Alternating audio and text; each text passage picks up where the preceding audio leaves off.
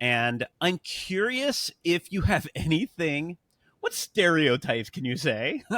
Archetypes have you seen about the way that folks in the game industry are approaching this problem and folks outside of the game industry who maybe have the machine learning or the AI perspective and are like, hey, I want to come into the game industry and apply it? Do you see, is there anything to say about the difference there? Yeah. Yes, and I'll go a little farther and even include some lessons I learned during my time at Face Meta, because they're not about AI, but they're still applicable. That's true, because you were working on Horizon there. Horizon World. Well, it became Horizon Worlds, yes. Yeah, it's not a very tech-forward endeavor, right? I would say it wasn't necessarily meant to be like a game, but had so many product and technical affordances that many best practices and technical best practices games would apply.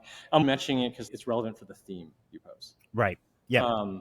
And I want to start by saying that having taken a lot of time unpacking that, I want to be really clear. It's very easy in this particular discussion for people to get into the blame game. Let's try to avoid that because it's not real. It's a natural product of a person's journey. You only know the things you learn on the journey you're on. It's very hard to look past that. Let me lean in your question. So I'll start with the games one, because you started there. And I hope I don't get hate mail later for the well-meaning other game developers that I might know or not know and love. But games has been a very specific and weird craft that is this sort of synthesis of many things. It's art, it's design, it's engineering, it's messy, it's hard.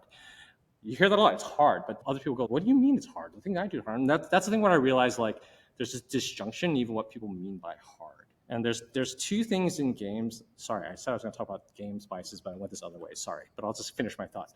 There's two things I've realized are like the two things that are hard about games in the way that I mean it, that it seems consistently not obvious to people who are in technology that are not from games. The first one is there's an assumption from people successful in the tech industry that you can highly componentize a thing and develop software in this highly parallelized way just through good software practice and team dynamics. Cool things happen. They do not accept that the software systems cannot be fully decomposed. So they just assume that the dependencies I claim are not real. They only learn through pain that sometimes you have really difficult dependencies that cannot be decomposed. That's the first consistent sort of systems-y thing. Like, again, no one's fault. In their journey, it's very hard to explain to someone who hasn't been through it. That's true. The second part is that you can't totally make a game through requirements engineering.